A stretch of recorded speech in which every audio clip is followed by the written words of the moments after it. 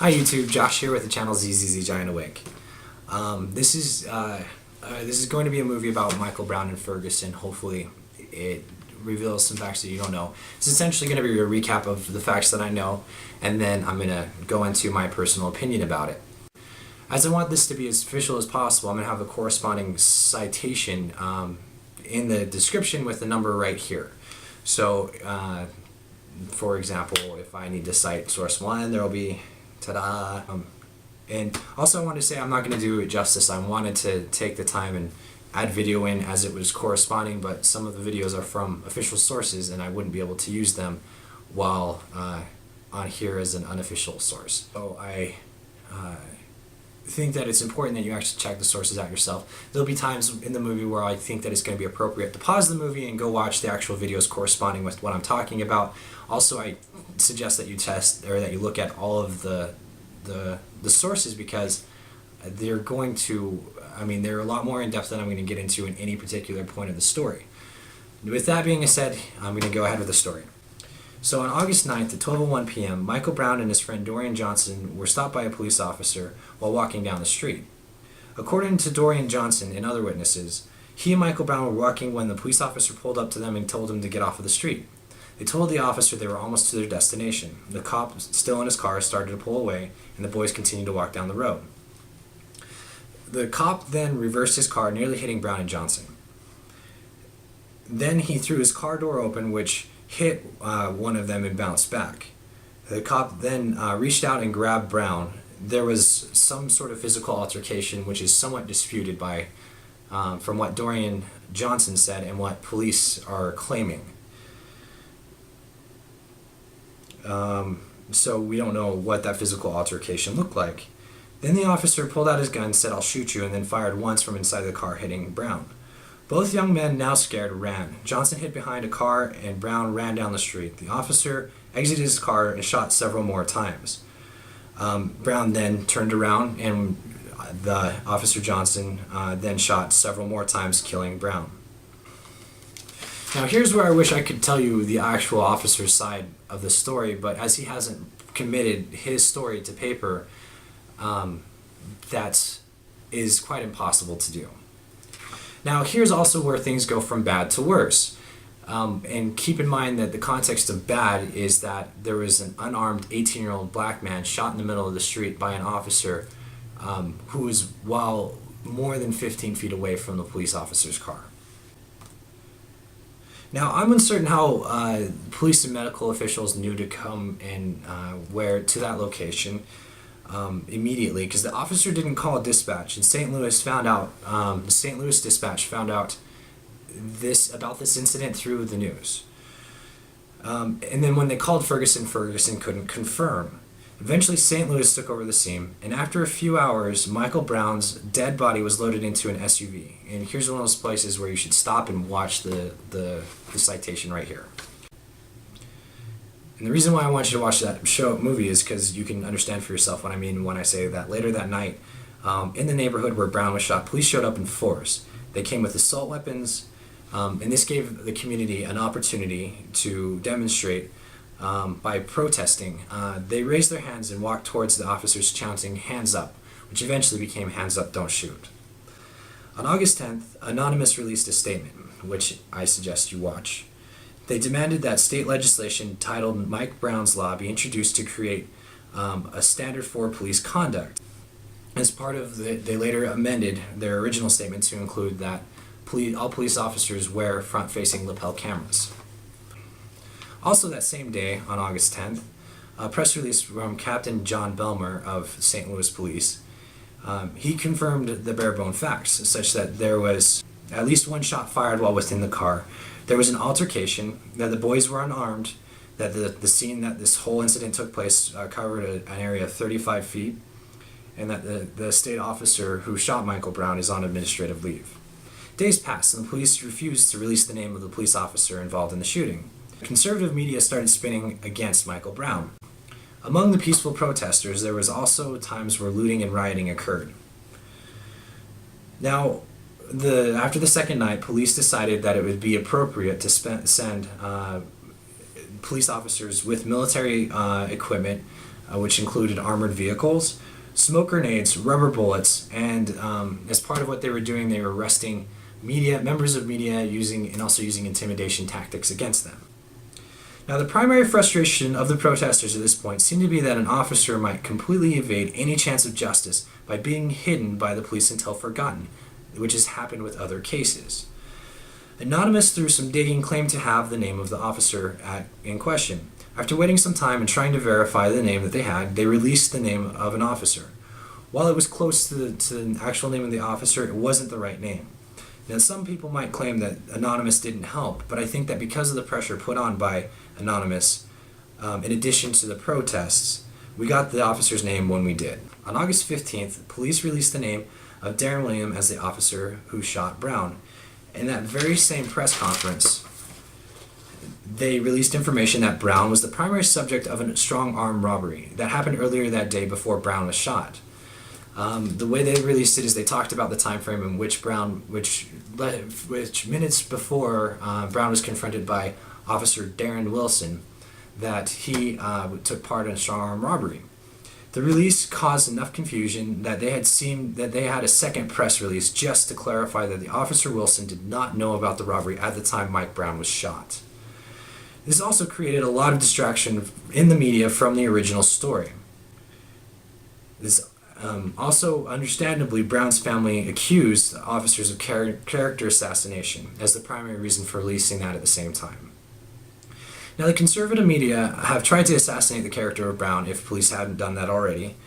They've labeled him as a violent person that could have charged the officer after the autopsy was released with having all 6 shots entering the front of Brown. They also wrongly released the information that Officer Wilson had a broken eye socket. He did not. Now, the fate of the actual case lies in the hands of a grand jury, which is a 12-person jury, in which 9 of which have to vote positively to indict Officer Wilson. Also, at the same time, the damages that have been caused by the military action of the police have totaled up to, the suit for that has totaled up to more than $40 million. There are a few things from this incident that jump out at me. One is that the police officers and the police department seem to be obscuring the justice. They obscure the information and the facts so that the media gets them as late as possible and with as much possibility to spin it. If you were to try and do this while under investigation as a citizen, you would be obstructing justice. Now, it seems that the police conveniently released Darren Wilson's name at the same time that they had hard evidence that Mike Brown was involved in a strong-arm robbery. It seemed convenient for them because by releasing that information at the same time, it made it so that it could look that Darren Wilson was responding to the strong-armed robbery, as well as it would make sure that Darren Wilson's name didn't end up in headlines, that it was Mike Brown's robbery that ended up being the main title for the page that day. The second thing that really jumps out at me is the militarized police. They show up in military equipment with tear gas, rubber bullets, and using intimidation factors against both protesters and members of the media. I mean, that's just, it's scary. I mean, you're at the point of civil rights being violated, and grossly so. I mean, who are they protecting? If they're there to protect and serve and they're showing up there specifically to oppress the people of Ferguson, to try and tell them to intimidate them, because I mean, that's what it is. It's intimidation factor. You see a guy with an automatic weapon show up in your neighborhood with gas masks, and you know that they are not scared to fire the rubber bullets or the tear gas. I mean, what else is that? And it's strictly an oppressive tactic. It's so that people don't get too riled up, or so that so that other citizens or other cities don't get involved, or so it doesn't get out of hand. Now, I understand that there's some fear with the LA riots, the way those broke out, and this is a worse case in my mind than the LA riots. But you can't use intimidation factors against people protesting, especially calmly. I mean, then that way over became the story. I mean, why the hell do we have military equipment meant for the Middle East occupying our streets? They're not protecting us. They're not serving us. They're protecting their own goddamn asses.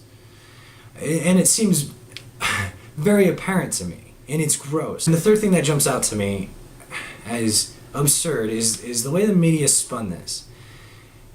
Essentially, the police officers, the way they released all of the information, they released it in such a way that it could be prepackaged and re-released by Fox News and friends of theirs as utter bullshit. I mean, to say that an officer got assaulted and that's right to kill an unarmed person is madness.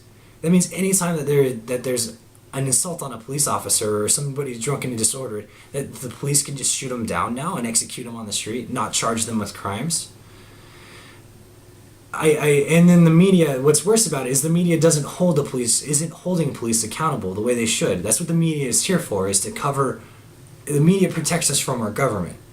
In a lot of senses, that the media can be used, or at least historically, the media has been released or used to release news stories where people can take appropriate action to our government, or to oppression, or to any other civil rights incident.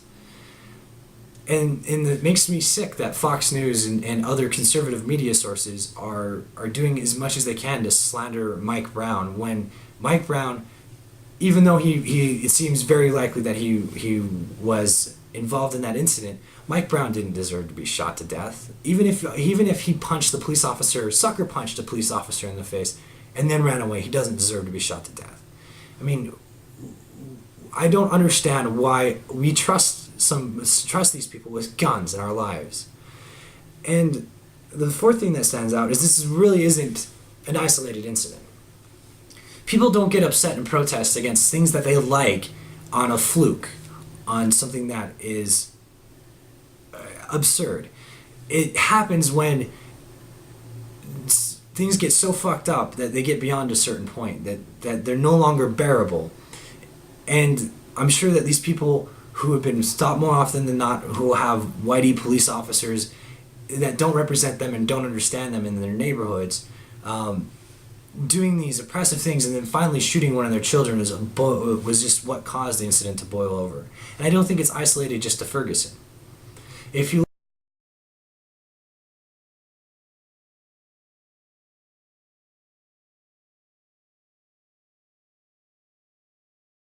arrest. Black people are more often charged with crimes, they're prosecuted more thoroughly, and they get longer sentences for the same crimes as white people. And it's sickening, and it sheds some light on the issue. Again, the primary issue is not Mike Brown. The primary issue is that civil rights have been inhibited, and that the police think that it's all right to occupy a neighborhood and use intimidation factors in order to handle a situation. In the perfect world, after Mike Brown had been shot, the officer would have turned in his gun and given a full report, been put on disciplinary action, and there would be no question of whether he's going to get indicted or not. Now, I don't know if the Department of Justice is going to be able to pursue the case if he doesn't get indicted, which is a very real. There's a very real chance that's going to happen, that they will not press charges, or that the grand jury will not press charges. And I mean, so a grand jury of 12 people can decide whether someone deserves to be tried or not.